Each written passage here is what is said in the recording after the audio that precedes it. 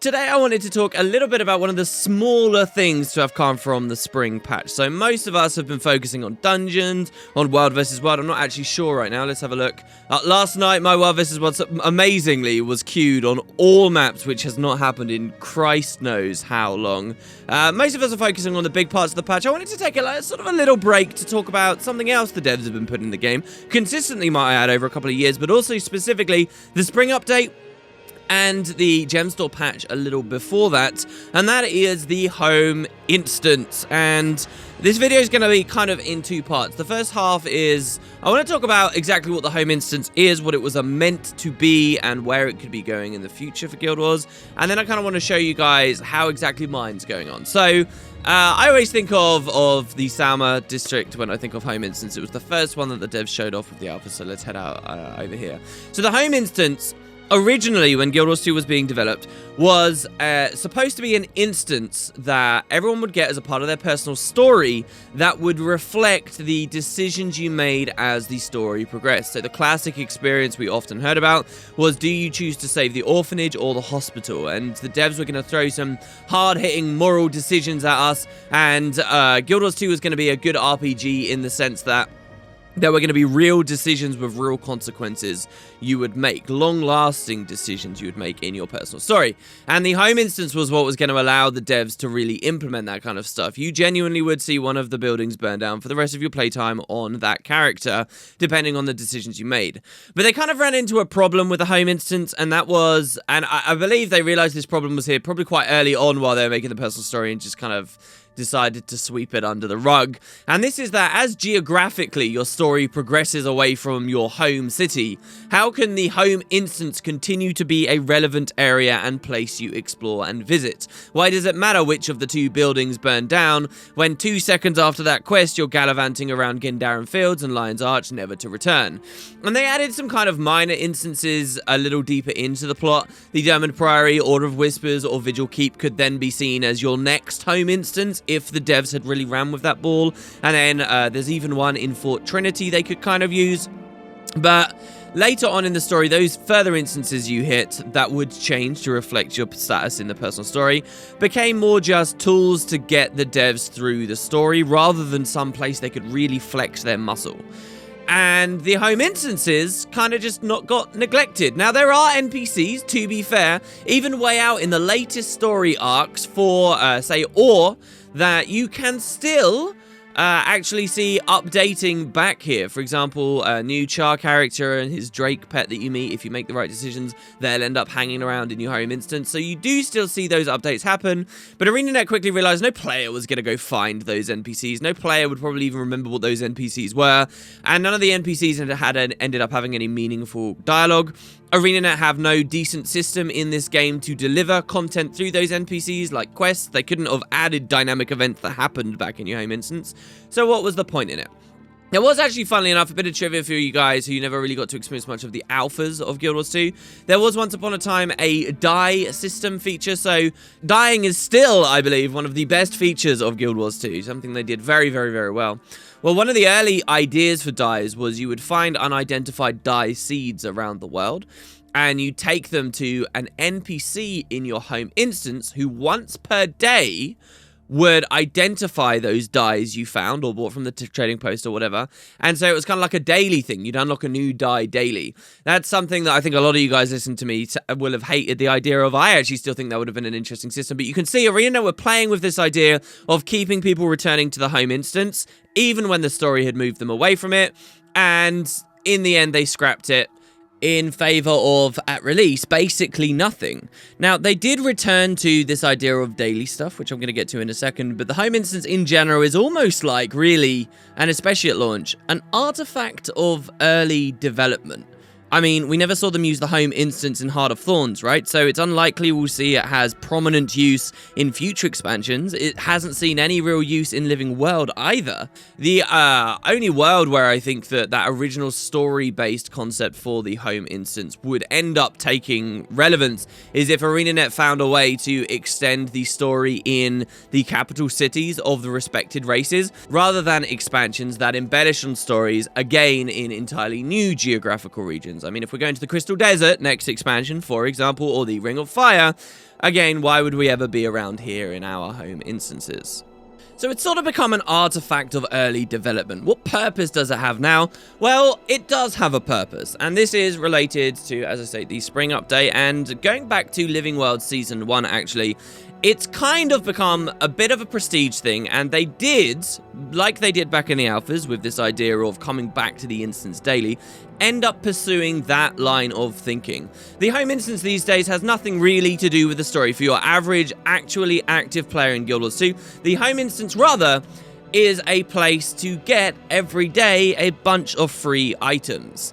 But to get the bunch of items from your home instance, you tend to have had to have done quite a lot of stuff in the game. And essentially the way that this works is now, instead of unlocking new NPCs and conversations and things of that nature as you play the game, you unlock through collections, through the gem store, through the trading post purchases that you might make, you unlock nodes for yourself that can be tapped 1 per day. Here are the 3 newest nodes that have been added to the game: the Crystallized Supply Cache, the Exalted Chest, and the Airship Cargo. These are the 3 map currencies from Heart of Thorns, and you can buy these with airship parts, with Aurelium, and with Leyline crystal shards, the currencies for those maps, which now means every day I can run on over here on any of my characters. It's account bound, so you only get to do it on one character, and it's sort of like I can get a little bit of the Tangled Depth loot reward without actually having to head to the Tangled Depths. So now it's kind of twisted into a bit more of a prestige thing, and I would point out, if you guys check out LFG, usually it's under open world, I guess, under parties, you can find people advertising in LFG their home instances, or in the main cities. They advertise them because a new player who comes into Guild Wars 2 isn't necessarily going to have all this stuff unlocked. So it's actually created this cool kind of community-spirited style thing now, where there are people like me who have been playing Guild Wars 2 since launch and have focused on this, and then there are people who have just started playing, or people who have never focused on it, and there's a dramatic difference in how everyone's home instances looked. A lot of these things you can get to buff up your home instance not only are hard to acquire, but also time-gated. So this sprocket generator, for example, I don't believe you can get anymore. This candy cane, I always mix this up. We don't have candy corn in the UK, damn it. This candy corn generator, which looks all molten and melted and delicious when I use my molten pick, that you can only get at Halloween, for example. This quartz crystal formation was from Season 1 of the Living World, when we first interacted with the Zephyrite, as far as I remember. And so what I want to do is just take you guys through what is a max home instance. I think this is actually something I've wanted to show for a while. I've never found a great place to do it, though, but now that it's expanded even further, there's even more. So there's the stuff I've already shown off, the quartz, and we'll just go through. I'll show you guys the wide range of things that are available, and this absolutely is everything that's available. It was a little project for myself, and it kind of became content for players, right, to max this thing out. It was like one of those little goals you could go for. This here is the Enchanted Chest. This is probably the hardest thing in the entire game to get in your home instance, the hardest single item, not including time-gated things that otherwise are impossible at the moment. This is actually the result of a rare collection. One of the first rare collections they ever added, Treasure Hunter. These items are all very rare items that drop from specific world bosses around the world. I actually really like this rare collection. I think it's one of the best collections that ArenaNet have ever done. And the reward for it is this enchanted chest that you get to drop in your home instance. You open it every day. Usually you get junk out of it. Certainly, if you're looking at this collection as just buying all of these items off of the trading post, so that you can get this, that's just a terrible idea, because you're never going to get your money back on the chest, like, in years, even if you open this chest every day. However, if you treat this as, oh, hey, here's incentive to actually run world bosses, and now all of a sudden a bunch of world boss specific gear has actual, well, for some reason it closed and opened again there, I didn't even have my hands on the keyboard, as actual incentive to run those world bosses and get cool gear, kind of like the green system from GW1, I actually think this is a really valuable, very fun collection that they ended up adding to the game. This was the first collection they ever did that unlocked stuff for your home instance. One of the first things you could do that was outside of the gem store. Because really, this just started as an experiment for the devs. It was, hey, let's see whether we can sell gem store stuff on home instant boosts. And it seemed like they were kind of toying around for a while. It didn't seem like this was going to be the main direction for the home instance. So here we got some trading post bought gathering nodes here. So Omnom berries you buy on the trading post. In fact, I believe if you just type, is it node you type? Yeah, here you go. You got Mithril, Platinum, Lotus, Orichalcum, Elderwood. So there's 3 types of woods, 3 types of mining, 3 plants that you can gather. You got a Winter's Day tree from, well, Winter's Day. Here's one of the personal story NPCs, Shashu, who doesn't say anything, as you can see there. So here's our Lotus, and you can kind of run around and gather all this stuff. But so as I say, it seemed that ArenaNet were just kind of playing with this as a small concept, but I guess they sold enough on the gem store that it ended up being something that they really wanted to focus on in the end. And for me, as a player, this actually became something to focus on. This became sort of one of those end goals for myself. And, you know, you see people inviting one another into each other's instances over this. You see people running it for tips. Somebody actually, a while ago, who was quite infamous for having done an awful lot of this, you know, ferrying people into his own instance every day so everyone could just get a bunch of free crap each day.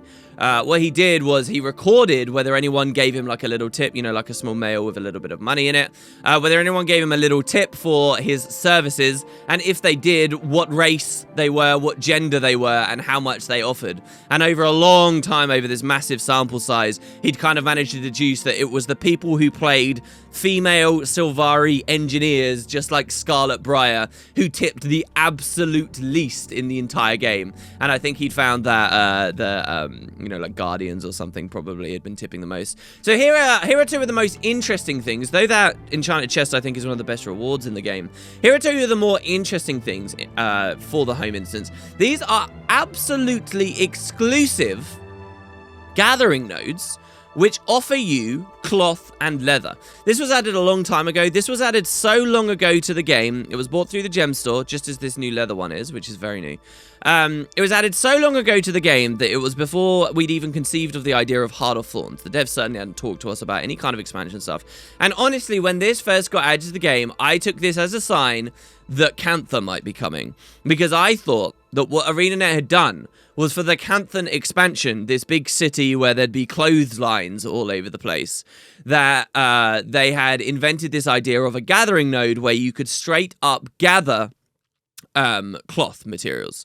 See, there's a big difference between like ores, woods, and cloths and leathers in this game, because ores and woods you can get from salvaging weapons and from renewable nodes all around the world, while these you can't. So that affects the economy in a big way.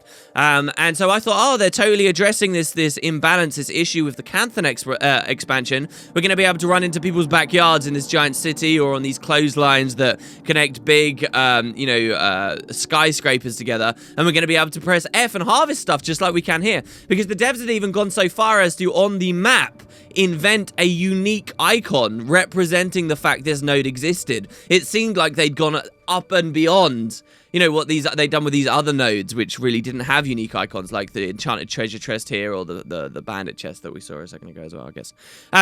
But I was completely wrong. It was just that they'd put a lot of effort or detail into this gem store icon. Obviously, we never ended up getting Cantha. And funnily enough, I thought this was just like a small experiment gone wrong that we wouldn't have seen in the game again. But just before this most recent patch, just before the spring update, they did it again with the Leatherack.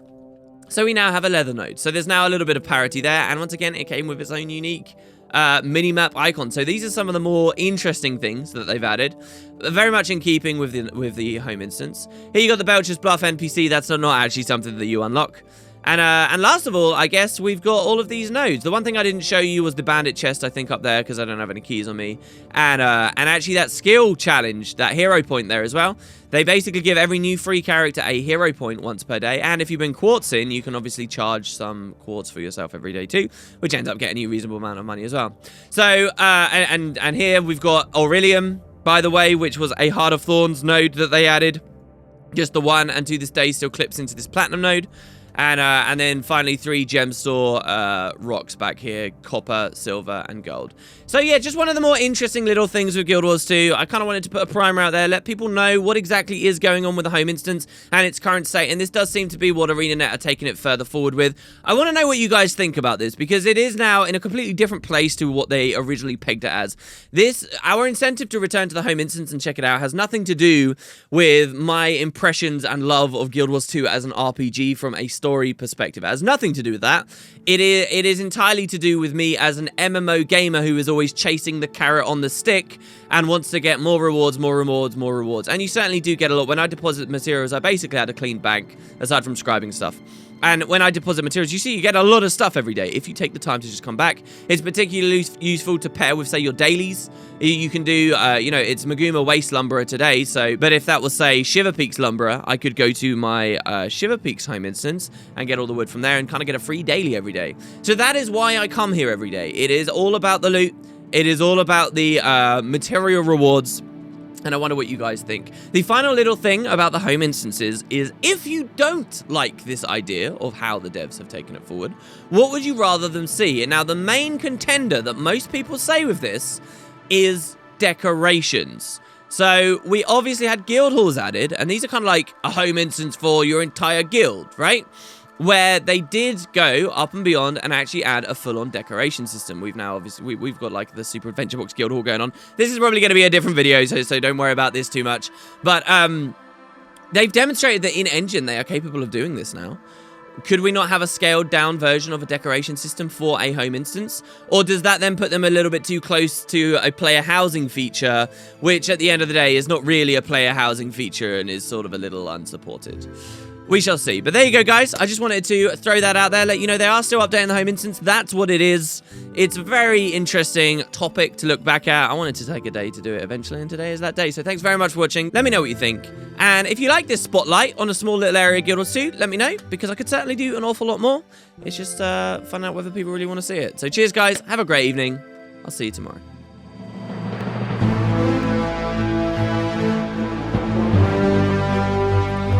Related topics, trouble logging in, and common error codes. Hey! This is quite a complicated issue, and I'm honestly finding it quite surreal that I'm here describing it. A couple of days ago, I spent 1,600 gold on a preserved queen bee from the trading post. This item is an exotic upgrade item that slots into player equipable exotic gear. After buying the bee, I also purchased a stat-selectable Lucky Great Monkey Lantern exotic back piece item from the trading post to slot the queen bee into. At this point in my inventory, I now have a single item, a Lucky Great Monkey Lantern back piece, slotted with a preserved queen bee upgrade component and transmuted to look like a separate PvP back piece. Today, and completely unrelated to my queen bee purchase, I decided to try crafting my way to